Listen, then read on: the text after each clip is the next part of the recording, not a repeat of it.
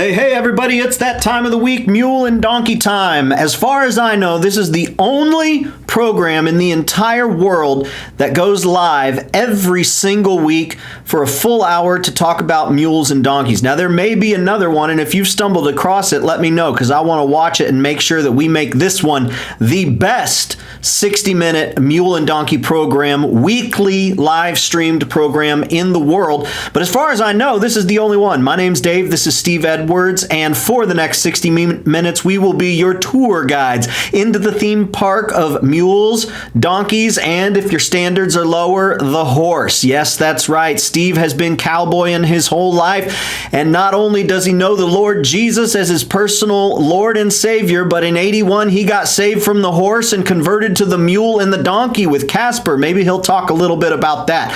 But we are here to talk about you. We are here to talk about what it is you are working through with your mule or donkey. A little bit of water's passed under the bridge, and so we'll tell you what has worked for us, and then you can get out there, give it a shot, and see if it won't work for you. Steve, it's been a whole week since we got together. How have things been out there on the ranch? Hey, Dave, I hear you, but I can't see you. You're kind of foggy. Oh, look! There you are. I can see you. And boom, I see, said the blind man. Yeah, I see you, said the blind man to his deaf daughter.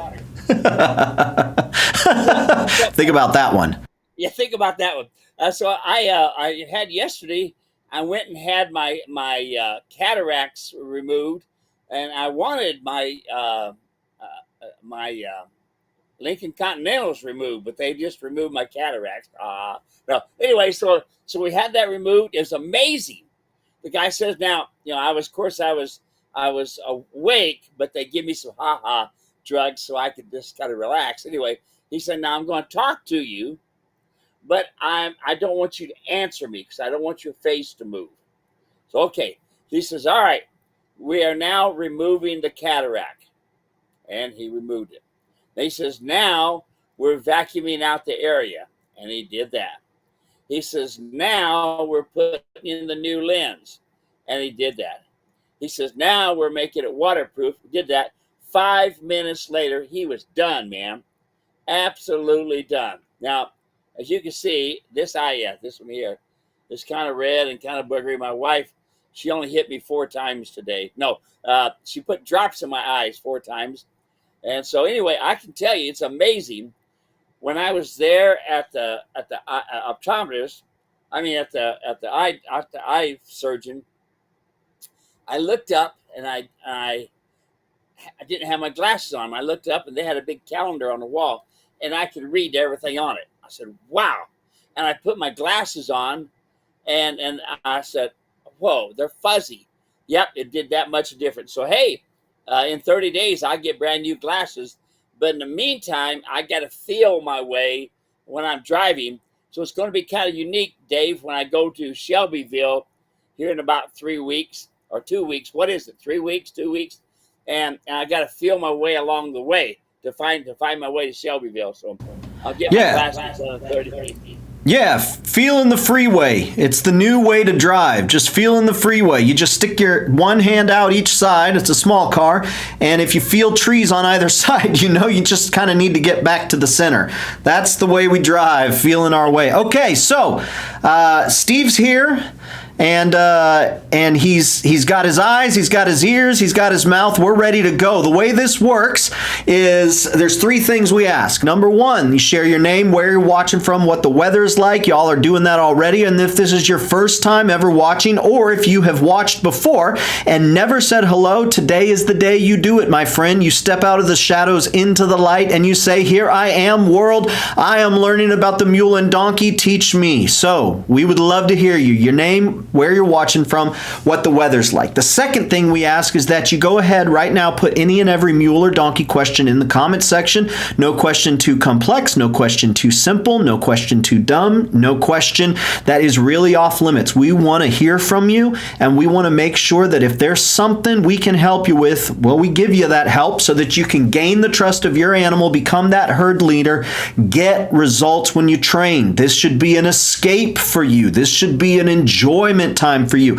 It should not be something where you walk out there and every time you're in the corral or every time you're in the round pen or riding just thinking, I got to get rid of this stupid thing. No, we want it to be an enjoyment for you. So any and every mule or donkey question that you got, put it in the comment section. The third thing we ask is that you share the broadcast. Now, how many of you found this program from a friend who told you about it? Well, we want you to do that exact same thing for your friends, for your family, for your community in your area that's into the equine, particularly the mules and donkeys. And if you want to save anyone the way Steve was saved from the horse back in '81, share it with them as well. So I want to say hello to Jane watching from a hot Florida. It's raining now, so it should cool off. Right now it's the mid-90s. Our friend Dave O'Brien, East Texas, 95. Sherman Johnson, Johnson Taxidermy, 98 degrees. That was a band when I was a teenager, but I'm sure Sherman's just reporting the weather and not saying that's his favorite band. Dave O'Brien says,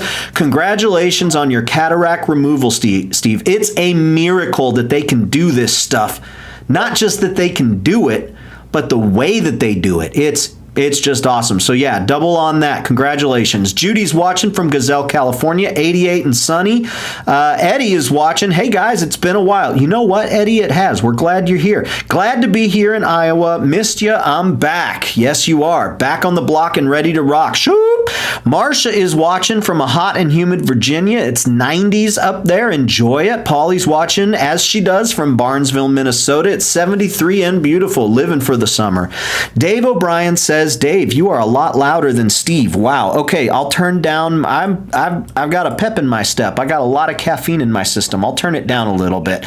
Leslie is watching from Decatur, Illinois. It's too hot. That was a Coolio song in back in the 90s. 95. Jim is watching from Western Maryland. 80 degrees and humid. Rory is watching. Let's see here. Southwest Ohio. Hot but tolerable from the tractor seat. Oh, I see why. Here. Setting.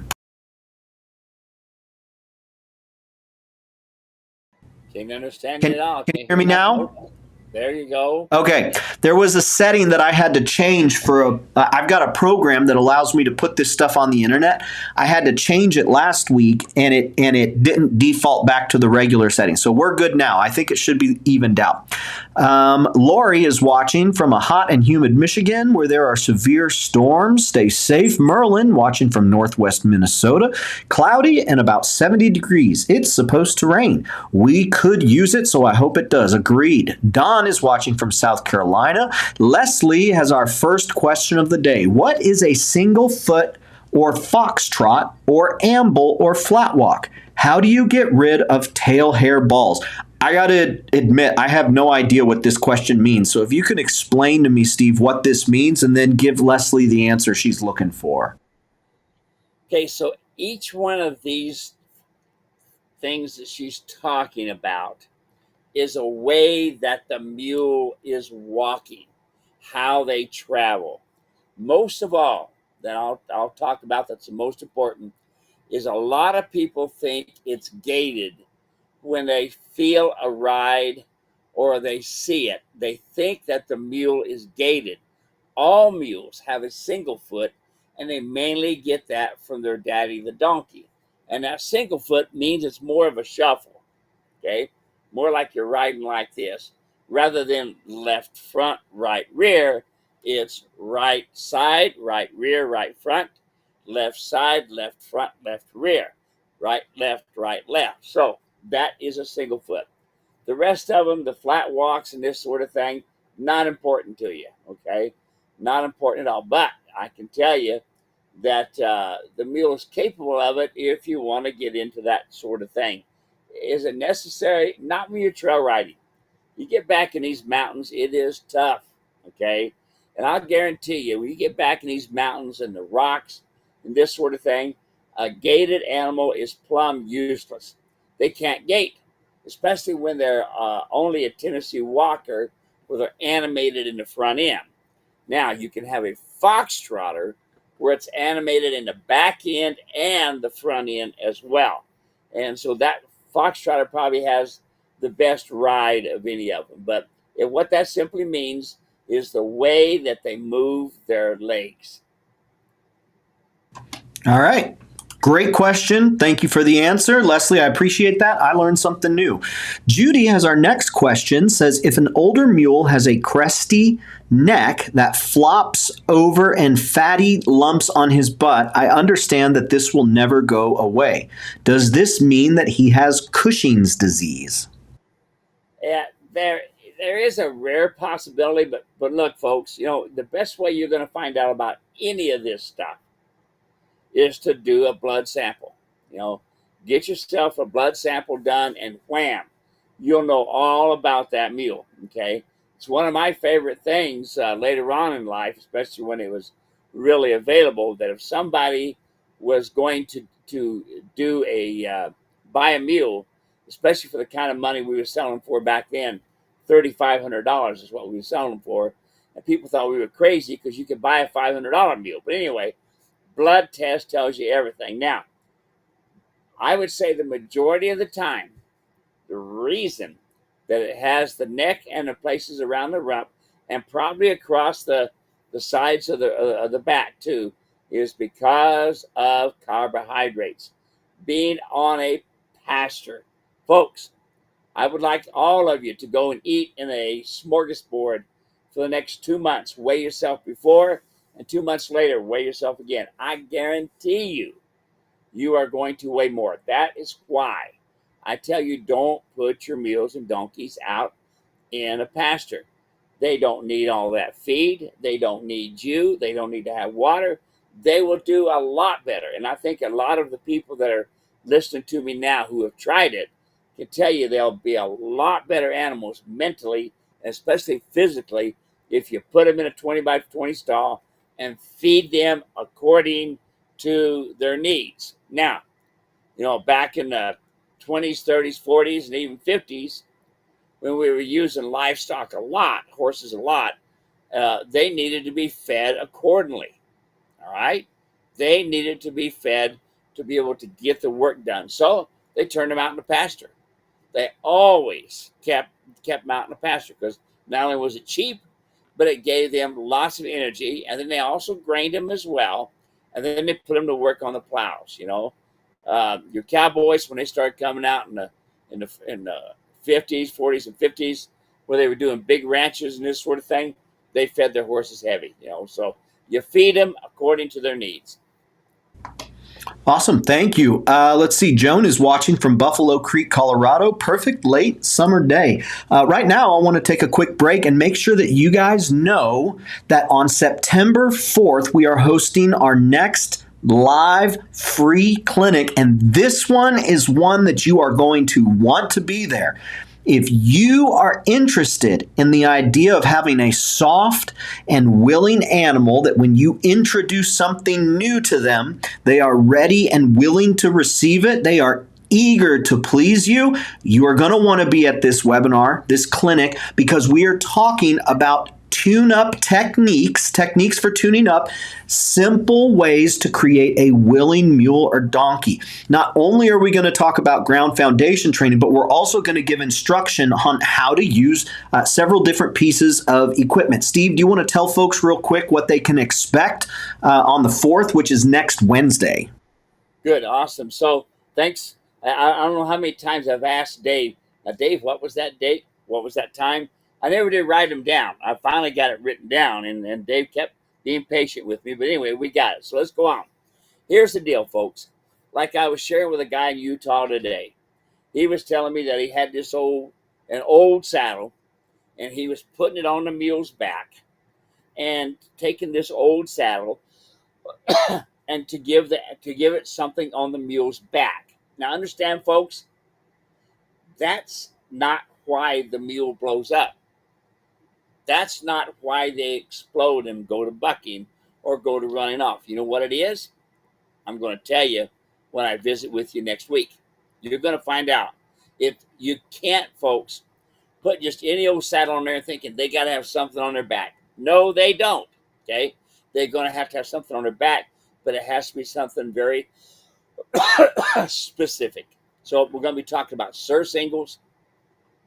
We're going to be talking about adjusting halters, how to adjust one, when to use a halter, when to use a come along, when to use a surcingle, and this sort of thing.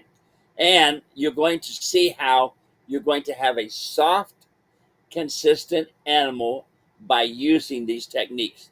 I'm going to spend 1 hour with you. I'm going to be talking away at the end. We may get time to ask questions, but I'm going to give you, I'm going to give you step by step. Boy, I'm coughing and I got a little bit of sinuses there. Anyway, we'll get it worked out. So anyway, that's what it is. And Dave's really good at these webinars and stuff like this. So be prepared. There's going to be a lot of you there, and everybody gets to do it for free. And I'm there again, folks. That Dave, he's pretty incredible. So anyway, we'll see you then for that October or September the 4th at 5 o'clock, and we're going to have a good time doing it. I put a link in the comments section. Y'all can go sign up for it. It's real easy. All you got to do is click that link, put in your name, your email address, and click register. That's it. You'll get signed up, and then I've got all the emails triggered to send out to you so you know where to go, when to go there, and what to expect. It's going to be a lot of fun. I really do hope you'll join us. And I know that we're going to have some friends who tell us that they're not going to be able to make it live, and that's okay, as much as we do want you there live. So if you can make it, be there live. As much as that would be our preference, we will send out a replay afterwards before we put it in the Queen Valley Mule Ranch video library, so you'll be able to get that replay and watch it. So it'll be a lot of fun. Click the link in the comments section, and that'll be great. Jim is watching from Michigan. It's pretty hot, but not as hot as East Texas. I'll bet Dave O'Brien's agreeing to that. I rode mules all this weekend and feel blessed. Now, that's awesome. I love hearing that. Gidget is watching from Stephenville, Texas. Marcia says, I tried the Benadryl on my red mules Hives today, and yesterday, 4 capsules, 100 milligrams, emptied into his feed for 1,000-pound mule. Steve, does that sound like a good approach, or is there anything there you might ask more questions on? No, I think it's a good start. Now, here's the thing, folks. When it comes to any of this stuff, it may not be the whole answer, but it may be the starting answer. You got to start somewhere. You got to give it a try, and that's how it works. I was just talking with a vet over in California. I'm going to be seeing Dr. Miller here in a couple of weeks over there. But anyway, I was visiting with this other vet, and he was telling me about, using antihistamines and this sort of thing. And it's one of them things, folks, you got to, a lot of this stuff is, yes, we use it, but yes, your animals can use it. Now, you always want to do things. I would always suggest, talk to your vet first and let him look at your animal and get an idea. But it's a place that she's starting, and she can go from there. Here's the problem that we got, though. All right, you want to do this just like anything else before the problem starts. Okay, before the problem starts, and like I say, next year, when fly season's coming in, you might want to try the Benadryl trick. You might want to give that a run. But flies, some of them just love certain mules. And other mules, they'll leave completely alone. So let us know how you do with that. Please stay in touch and let us know how the Benadryl works for you. Jones got a question, says, what is a W hitch? I'm considering buying a mule that has been trained using a W hitch. It is a driving mule. They won't take it out without this hitch. I don't know what this means, Steve. Can you explain to us? Oh, my goodness, Dave. It's called a running W, all right? And it's basically, we put a rope and a hobble on the left front foot, right at the pastern.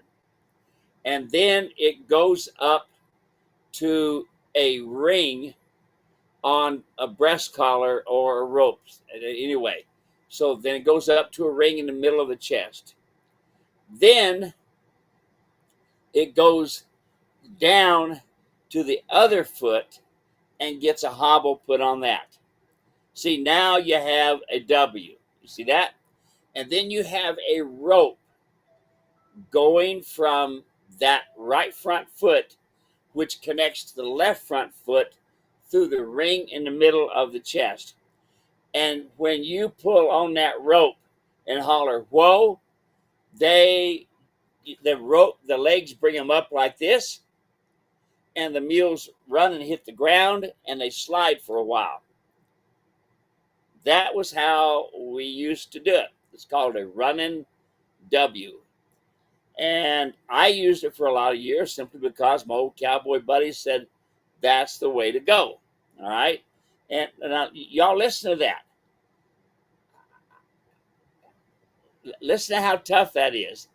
That animal gets his feet taken away from him and literally runs into the ground, pushes himself right into the ground. I've had him scarred up and bleed. No telling how many bones I put out of place. I don't know. But I got him to drive, and I got him to where he wouldn't run away. You know? Matter of fact, as soon as I even said the word whoa, that mule froze him into the ground. Okay? Now, is there better ways now? I would not buy a mule that somebody has put a running W on unless I first had a veterinarian give me an A1AA check where he's x-rayed bones, x-rayed back. Because you can bet these mules that we run W on, you can bet we knock shoulders out. You can bet we knock vertebrae out. Folks, you can't take 1,000 pounds and drive it in the ground. I'd like to see all of you go and put your arms like this and then just lean forward and hit the ground. Think about that, okay? Now, is there better ways? Yes, yes, yes. The webinar coming up.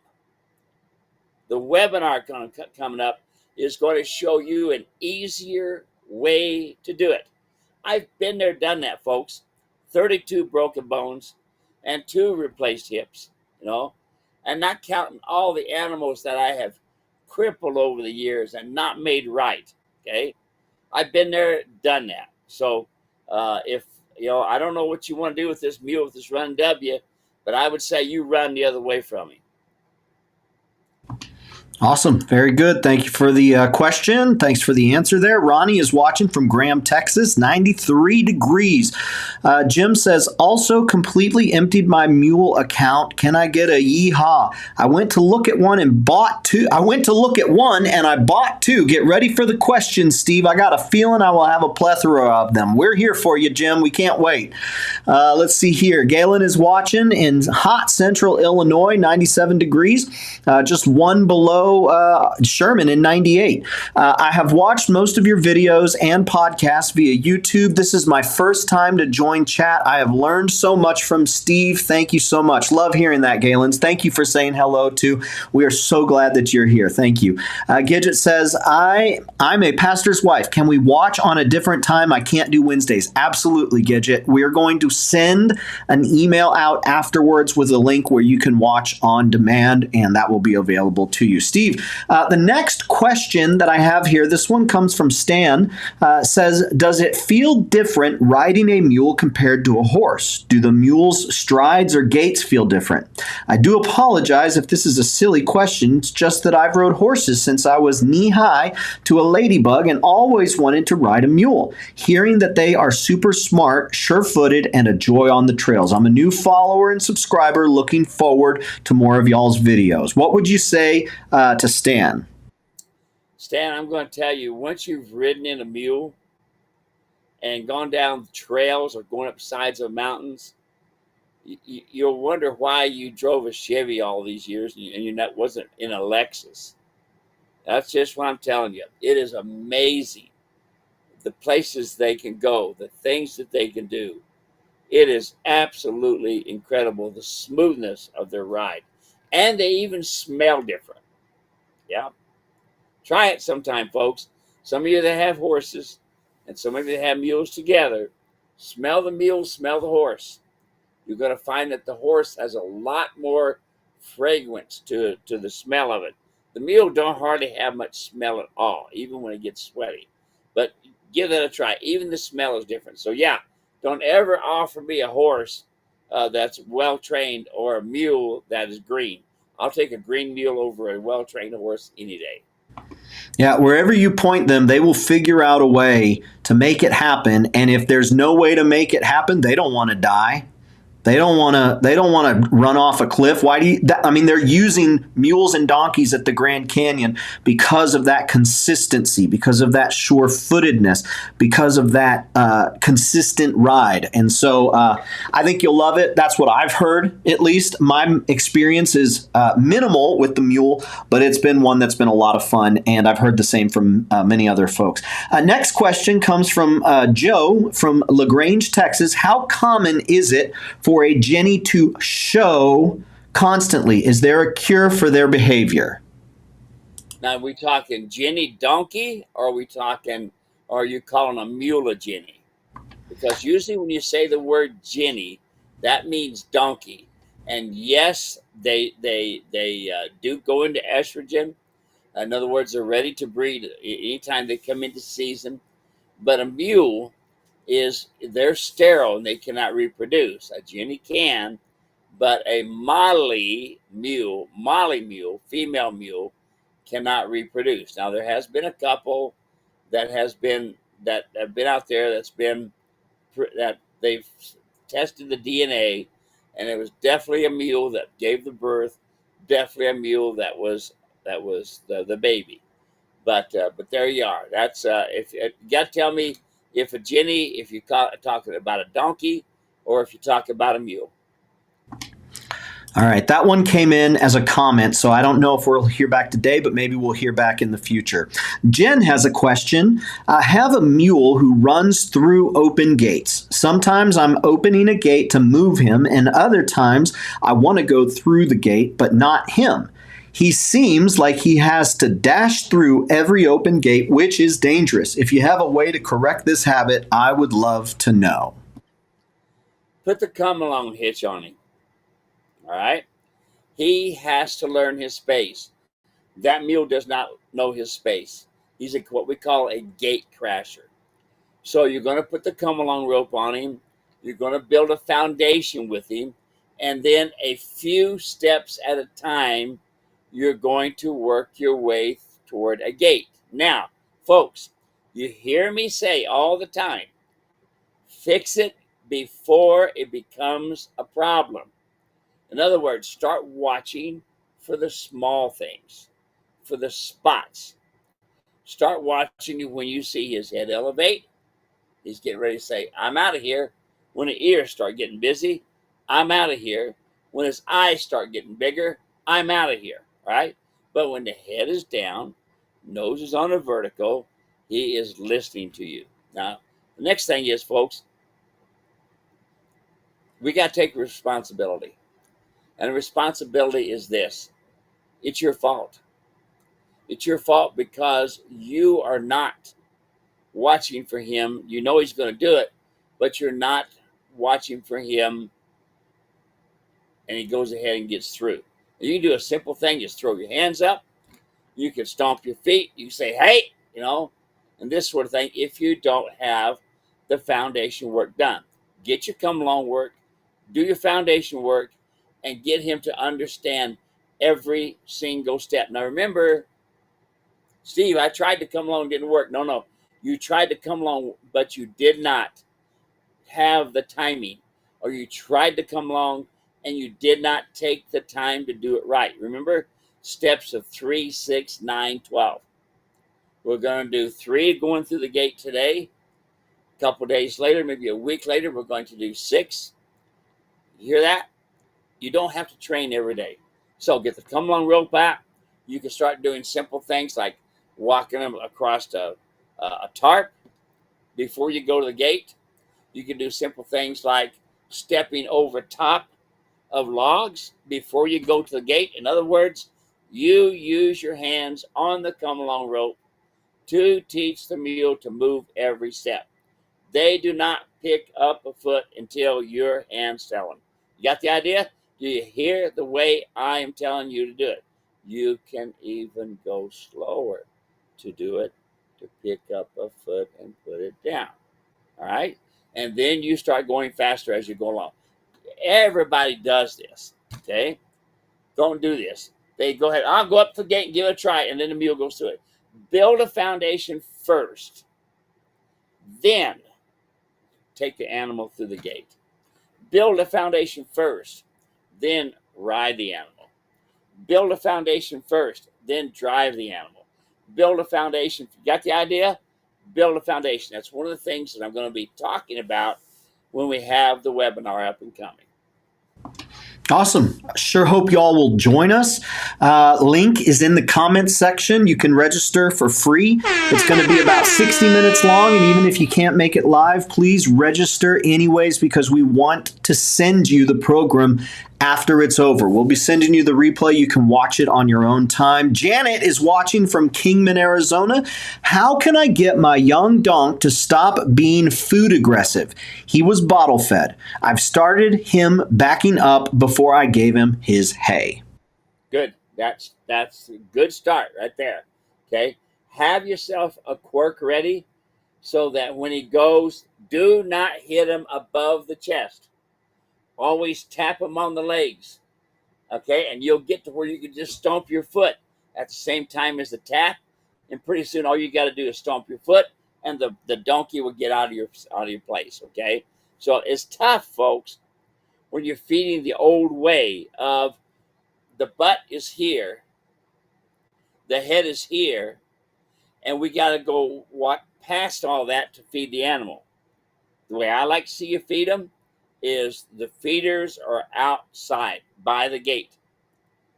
You go ahead and put your feet over the fence or pellets over the fence, whatever it is, and you don't have to go into the animal, and he's not going to attack you. So that's my way. I feed from the outside. I can go right down the rails and feed each animal away I go.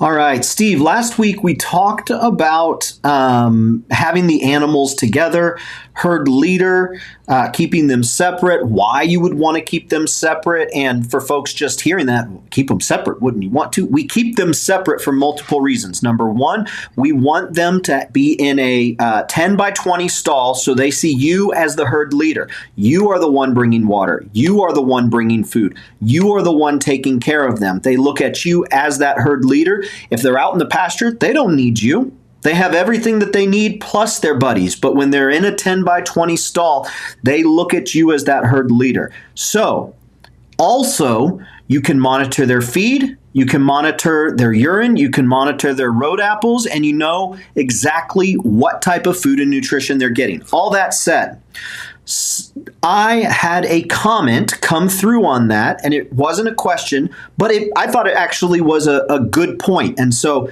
I want to hear what your response is. So the comment was, hey, herd animals need to be in a herd. It's natural for them. It's not fair for them to be caged. And I listened to that and I was like, well, I want to be the herd leader. It is a herd animal. Don't we want them in a herd? So I wanted to hear what your take was on that because it made sense to me. I trust you, but it made sense to me and I'd love to hear your thoughts. Okay, everybody, you hear that? We got to give Dave the name now, the mule guy. That guy, did you hear him? He was almost verbatim of what I normally say. All right. Everybody go along with this now. He is now, as of today, called the mule guy. Perfect. Listen to him.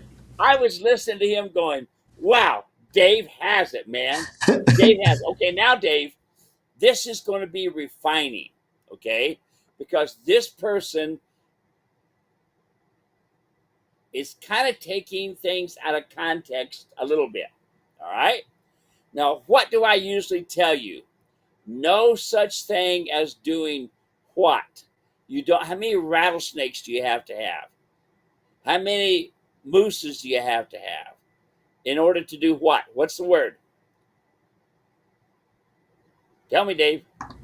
Desensitize. Desensitize. All right. All right. Now, to be the herd leader, I want you all to buy 10 mules. So you got a herd now. Does that make sense? No. You got the herd of one. The herd of one.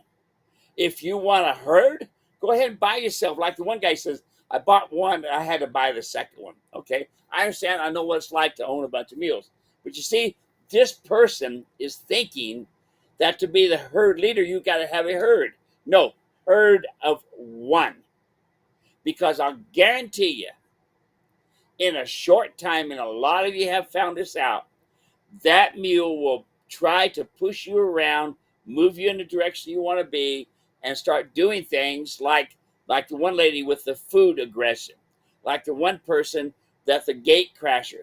For folks, that all of that is saying, I am the herd leader. I will do as I want. That's examples of it. Okay. You are the herd leader of one. Does that make sense to you, Dave? Yeah, that makes a lot of sense to me. And I appreciate you taking the time to do that because, like I said, sometimes I can answer those. But when I read that, I was like, I don't know the answer to this it does make sense. So I appreciate that. And I'm grateful that she said something because that's a great learning moment for me, too. So thank you. Appreciate that. Eric is watching from New Mexico. Ronnie says, cooler weather is a comin'. I'm taking Millie to the National Grasslands Saturday. I am so excited to have some riding weather here in Texas. That's great. Have so much fun. Send us a picture. That'd be great. Eric says, what is the best way to bring a dog into the mix, not a puppy? Okay, folks. Your dog is a predator. Your mule is a prey. And you want, when you start having a dog around these mules, you better have a handle on this dog. And what I mean is he needs to learn to down, there, get out, away, come by. He cannot be under the mule's feet all the time. I guarantee you, I've seen mules that have been around dogs all the time. We're doing lion hunting or we're working dogs on cattle and we're going along, and these mules are used to having dogs. And all of a sudden a dog does something a little bit aggressive. That mule can kick his nose off in split seconds, simply because the mule, which is a herd animal, which is on the bottom of the food chain, okay, he felt like he had aggression, that dog was aggressive, and pow. I have seen these mules kick a dog and never miss a lick. I didn't know the dog was even kicked until I heard him yelp. And then one of the guys said, hey, that dog just got kicked, And, my mules especially, I have them be around my border collies and working dogs and this sort of thing. I want them to know. But I also want them dogs to be able to understand that when I want them in a particular place, they need to stay there. When I tell them to go to a certain place, they need to go there. Okay? Don't have an untrained dog around your animals. Otherwise, that mule, I guarantee you, will make a disaster out of that dog in a matter of minutes. And, all right, I'm going to scare you a little bit more. Ready for this? And your kids. Be careful having these kids around these mules. I have heard of some pretty sad stories to where a mule actually attacked a kid. Okay? I've heard stories of the mule was accidentally in the way and knocked the kid around. So it could be lots of different things because they're small. Okay? Now bigger, yeah, it's understandable. But when they're small, especially, you want to be careful. I'm going to tell you, you want to put a helmet on every kid. And y'all seen me. I wear helmets a lot. Okay? So going back to it, there's not really an easy way other than being able to have a handle on your dog. Otherwise, leave him at home. Now, I can tell you that I've done expert witnessing in equine accidents. I just finished one up, okay? And I can tell you that dogs can get you in a lawsuit that you don't even want to think about. It can be pretty tough. You could lose everything in a matter of minutes because you want your dog to go along on a trail ride. No. You don't take that dog along on a trail ride unless you got a handle. You cannot handle him from the saddle You do not take him anywhere. You do not take him out on those rides. Okay. All right. So there's my deal. Train your dog. Awesome. Thanks for the question. Appreciate it. Dave O'Brien says, congratulations, Dave. Now the acclaimed mule guy. I got to get a shirt with embroidery and get a logo on my hat there. That'd be fun. We need that. Yeah. The next question that I got is, does anyone own an experienced mule out there? They're asking, what do you think of experience? I met one today, and the mule is adorable. I knew that they were sure-footed, intelligent, hardy creatures. What I didn't know is that these long ears can jump. I watched in awe as this 14-2 breezed through a 3 and 6-inch course with ease. The woman who owned him told me he also enjoys LDs, I don't know what that is, and they're schooling XC regularly to train for evening. I was super impressed, and it challenged most of my preconceived notions about mules. What do you think of the mule owning experience? I don't ever offer me anything else. I want a mule, period. I wouldn't have anything else. I don't know what LD is, but I can tell you that everything a horse can do, a mule can do as well. Do the jumping, the English, the driving, the packing, the working cattle, the roping, any and all.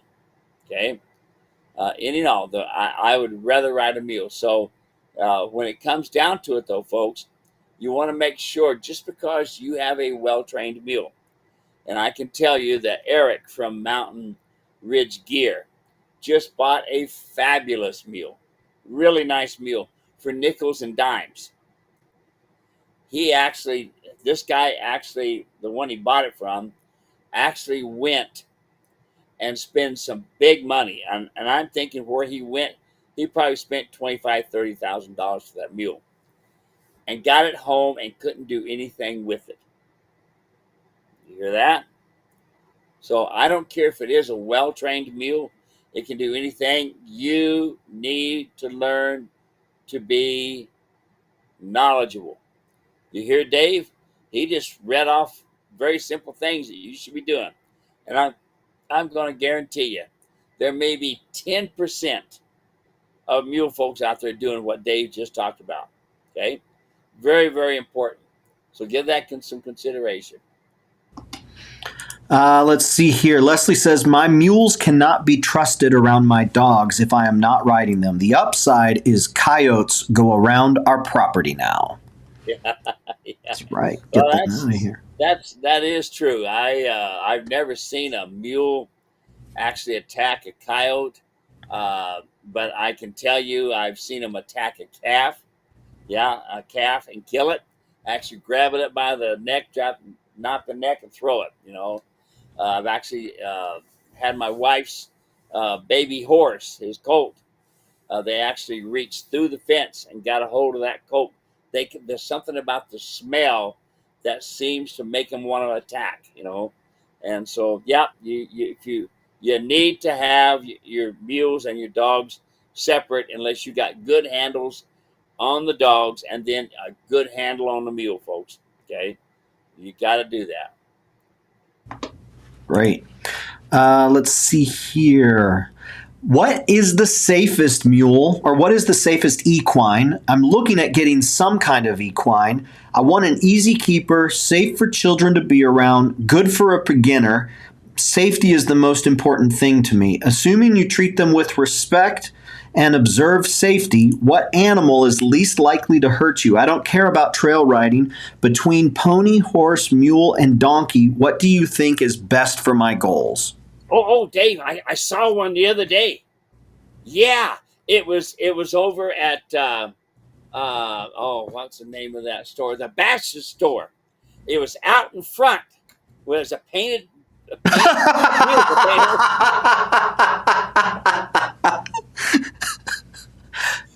Hey, all you had to do was put a dime in it and climb on. And man, you just ride it. Oh, I know about another one. And it's safe, almost kid-free. I saw it over at, what was that big toy store where you buy? Anyway, a rocking horse, they called it. Man, oh man, I mean, you can go on it. That's the only two that I know, folks. No such thing as a safe, kid-proof mule. They don't exist. Donkeys don't exist. No such thing. You're a predator, they're a prey. Your kid's a predator, they're still a prey. All right? Don't think that you're going to get yourself an equine and everything's going to be hunky-dory. No, no, no, and no. Okay, don't do it. So that said, I have seen the petting zoos where there's been small minis. For me, what I tend to think, and the way I would approach it with my children, is a size thing, just the size, and is the animal so big that there's no way that they know my child is around there. The other thing that I would think about is, are they around people enough? Not because they want to be desensitized, but because they're around people to know that people are the herd leader. The donkeys and the mini donkeys seem to be fairly tender and have a docile temperament.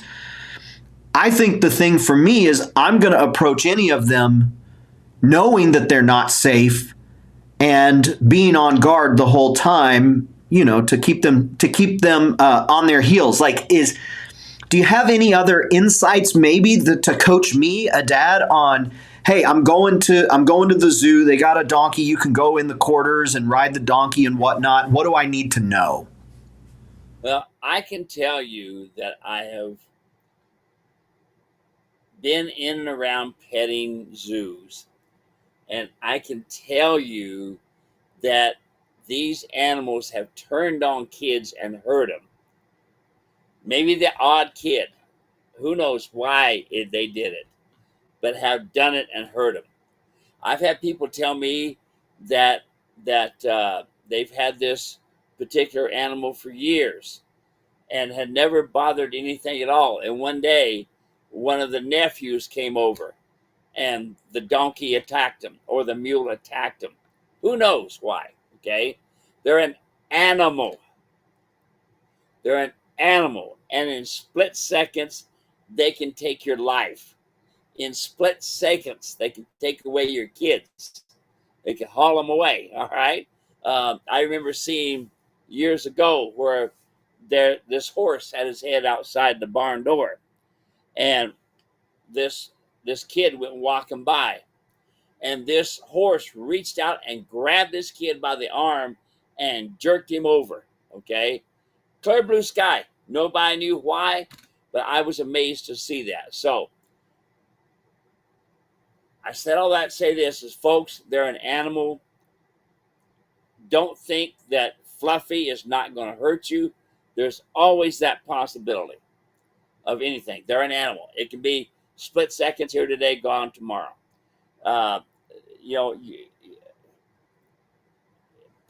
Puppies and chickens and things like this, little things that they can be around, that is some of your best bet, But as far as an equine, I can tell you some horror stories and go on from there. There's no such thing as one's not going to hurt you.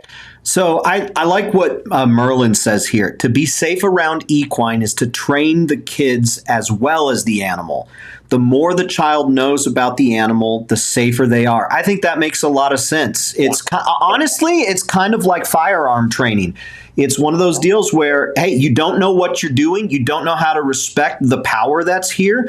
A lot of things can go wrong. But if you know what you're doing, and if you respect the power that you've got right here, you're in a position to be in control of the situation. Things can always go wrong, but you're in a position to be in control and have agency over that situation. I really like that. That was Merlin that said that, Steve. And I can tell you, I worked for Friendly Pines Camp up in Prescott for quite a while, and I worked with kids that had all kinds of disorders, and kids that were not well and this sort of thing, and kids that were well. They were just they were rich kids, so to speak. And the first things we did, folks, was teach everybody There's no safe place to be around an equine. I have had them do something as simple as they would brush them, and all of a sudden actually these were ponies. The pony just stepped to the left, stepped on the kid's foot, and knocked the kid down, broke a couple toes. Accidents happen. All right. Can you train the kids? Yeah. Okay. You need to. But we spend a lot of time teaching the animals to be respectful around these animals.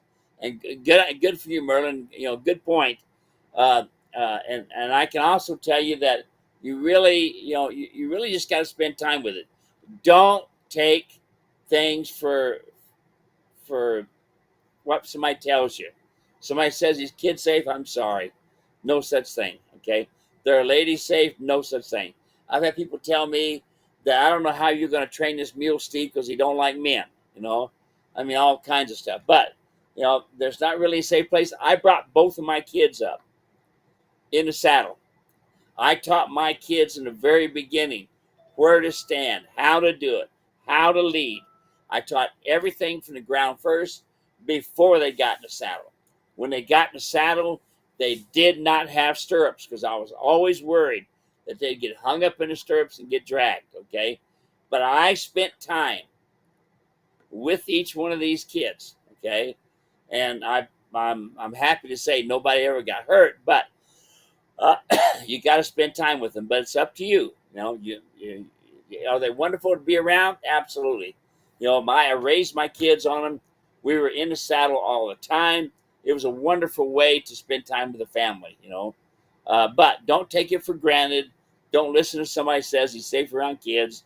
No animal is really safe around kids. I've got a couple friends that had a couple dogs, and the dogs bit their kids. And they'd already been around the dogs for a couple years. And the kids actually got attacked, okay? And that's another story. But anyway, they're an animal. They make mistakes. We are people, and we make mistakes. That's good. I think that's a great conversation. Now, you're going to like this. Eric just says, my buddy turned me on to this channel, and I'm glad he did. Plenty of straight talk and no BS. Much appreciated these days. I agree, Eric. I really like the way Steve approaches this. I have for years, and I appreciate it for the exact same reason. So thank you, Eric. Appreciate that. Leslie says, I have a mule that will not bolt or buck, but if she knows you're a new rider, she will take you under a low-hanging tree or back of the barn and will not leave. Yeah, they can get pretty smart, but I want you all to understand, every mule bucks. Part of being an equine. Every mule bolts. Part of being an equine. Flight and fright. Okay. Every mule bites. Every mule kicks. Got that idea? And horses and all. Okay. You may not see it today, and you may not see it in a lifetime in particular one, but you got to remember they are an equine, and what they know naturally is what we have to train and put a handle on, a foundation. That's what we do. Okay. I would love to see every family be raised the way I raised my kids, my two kids, my son and daughter. Okay. They had to collect the eggs every day. They watched cattle get butchered. They watched hogs get butchered. They had to take care of their own horse. Each one of them had their own horse. Everything. I mean, it gave them responsibility and chores to do. Okay. Now today, these kids have not been around drugs. They're both give to the communities. My son's a firefighter, paramedic, and my daughter is a mother of 5, and she homeschooled 5 kids. So, yeah, I wouldn't give it up for anything. I don't want to scare you, but I don't want you going into this thinking, oh, everything's going to be fine. No. You spend time to get to know these animals. Well, Steve, here you are. You were raised on this. No, I wasn't raised on it. My parents didn't know which end of a dog to feed. Okay? I learned everything that I know now by the School of Hard Knocks, being around some good equine people, some good ranching kind of people. That's how I learned. Okay? And so I don't know when the Lord's going to take me home, But I can tell you that's why I'm doing these things now, so that you have an understanding of it. Next question comes in. This one is, does positive reinforcement work on mules? And what is some training that I should be doing? And how do I get him used to other people? He loves me, but will not let anyone else do anything with him. And the farrier can't trim his hooves. He's 8 months old. Oh, well, he's 8 months old. He's learning, and what can you do? Put the come along, do ground foundation, buy the ground foundation kit, and teach this mule. He's only 8 months old, so you got her made. You can still go through this stuff. Yes, you'll find from time to time there are animals that will not trust anybody, and they're only a one-person animal. I've seen that, and yeah, that's possible. But you got an 8-month-old. It's time now to build a foundation. Use a come-along rope. And when a farrier comes out, which is extremely important, okay, you can use the come-on rope and teach him to stand still and quiet. That's what you need to do. Take that video, even though it's showing a full-size mule, okay, just pretend it's an 8-month-old, because it's going to be doing some of the same things, folks. And listen, it's extremely important that your 8-month-old mule gets his feet trimmed every 6 to 8 weeks, so that you can have a straight-legged animal. If you don't keep him balanced, he's going to be crooked-legged. Awesome. Let's see here. Rory says, my philosophy is never say never. That's a good one to live by. David Scholl is watching, and finally, we've gone international. Hot and sunny Queensland, Australia. Paula says, mules are too smart for a lot of people. I myself wouldn't ride anything else. Very good. David Scholl says, 2 of my weaned foals headed off on a 21-hour tour to get to their new owners. Now, folks, if you don't know David Scholl is the mule man in Australia. He has just done an incredible job of evangelizing the mule and the donkey on the entire continent. It's just incredible the work that he's been doing, and only in a few years. As a matter of fact, several months ago, we did a program talking to David Scholl about the breeding program that he has down there in Queensland, Australia with Moses the Mule Maker. He searched the globe looking for his Jack, and he found Moses. And it's real interesting just going into everything that makes this program. So it's real good to have you here, David. It's always good to hear from you. And yeah, that's great news. 2 more off to their new homes. That's great. Steve, this one is, I think this will be our last one. I've had my donkey for 7 years and my mule for 3. Unfortunately, my donkey passed away. I know companions for equine are a non-negotiable, but I'm asking if you think it would be okay if he was alone for a few months while I find a new buddy for him. I'm not sure if I'll be ready for another equine for a few months emotionally. I'm just not sure what to do, and admittedly may be worrying more about this than I should, but would like to hear the opinion of someone more experienced. Well, my opinion is he don't need another animal.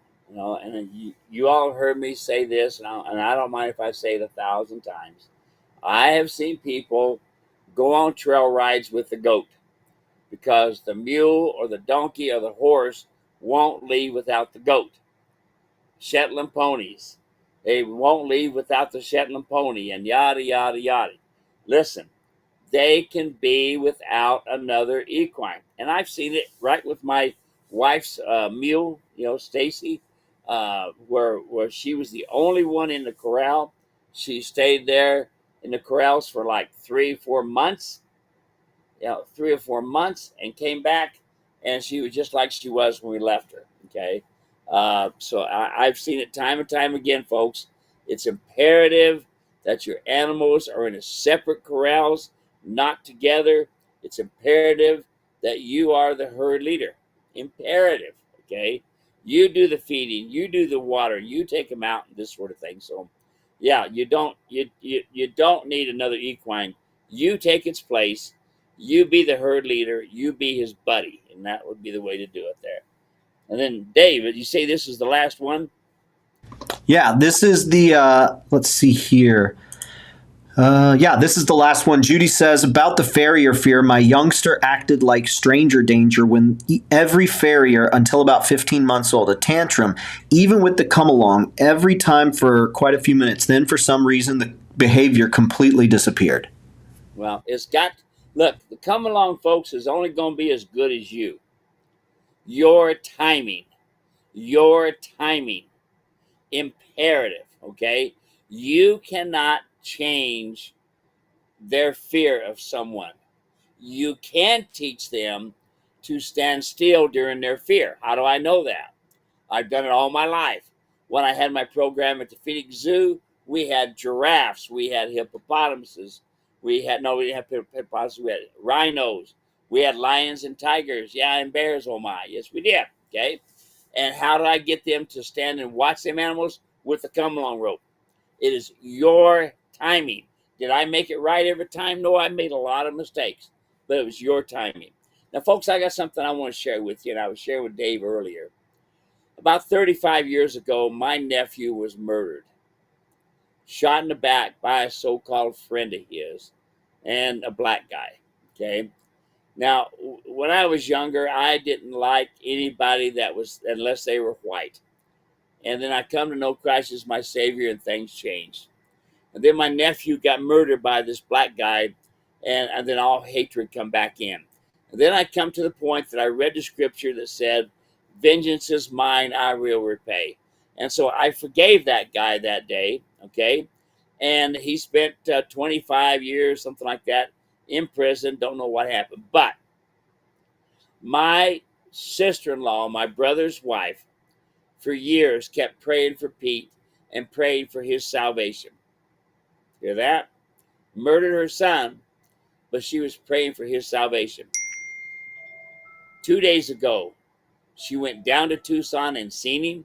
He's out of prison now. He's married. She went down face to face with some other witnesses around, some other people that was interested in what was going on. And she told him she forgive him. She told him that as of that day, she no longer was going to hold him responsible. And she led him to a Savior. Not a religion, a Savior.